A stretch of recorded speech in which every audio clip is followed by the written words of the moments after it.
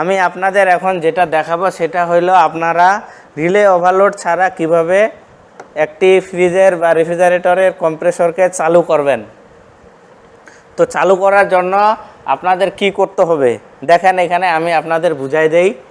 হ্যাঁ, এখানে বুঝাই দেই যে এখানে দেখেন কমন পয়েন্ট, আমরা কি জানি কমনে লাইন অথবা একটা নিউট্রাল চলে যাবে, ঠিক আছে।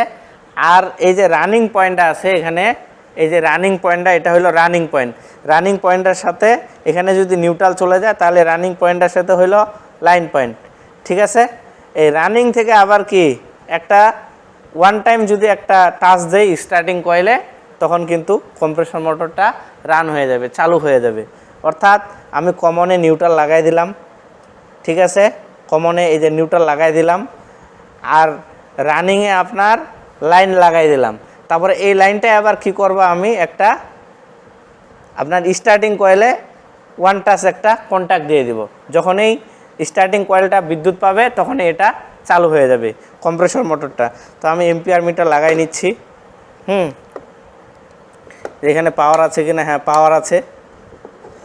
তো বিষয়টা হইল কি, বিষয়টা হইল কমনে আমি নিউট্রাল দিলাম আর রানিংয়ে আমি লাইন লাগাইলাম, আর রানিং থেকে আমি শুধু স্টার্টিং কয়েলে বিদ্যুৎ প্রবাহ করে দেবো, তখনই কম্প্রেসরটা রান হয়ে যাবে।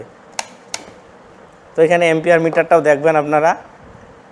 হ্যাঁ, এই যে প্লাগ দিলাম, সুইচ দিলাম, এই যে দেখেন চালু হয়ে গেছে, দেখেন 1 এম্পিয়ার নিচ্ছে।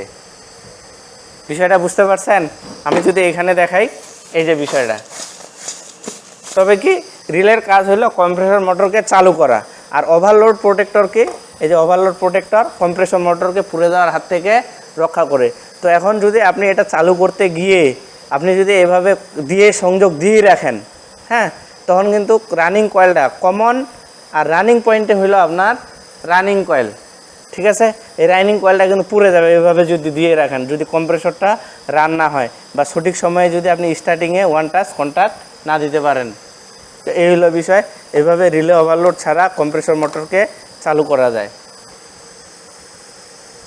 আশা করি পরবর্তী ভিডিওগুলো আপনারা দেখবেন যে ওয়ালটনের যে আপনার রিলে ওভারলোডের সাথে যে ক্যাপাসিটর ব্যবহার করা হয়েছে, কেন ব্যবহার করা হয়েছে বা ব্যবহার করলে কি ভালো দিক আছে, এই বিষয়টা আমি আলোচনা করব। এই বিষয়টাও আপনারা দেখবেন, এটা মোস্ট বর্তমানে জানা প্রয়োজন। বা ওয়ালটনের যে রিলে ওভারলোডগুলো আছে, অরিজিনাল যে রিলে ওভারলোডগুলো আছে, সেগুলাকে বাদ দিয়ে কীভাবে আপনি ক্যাপাসিটর সহকারে এ ধরনের রিলে ওভারলোড সংযুক্ত করবেন, সেটা আমি দেখাবো পরবর্তীতে। সেই ভিডিওগুলো আপনারা দেখবেন। এই পর্যন্তই। Thank you for watching.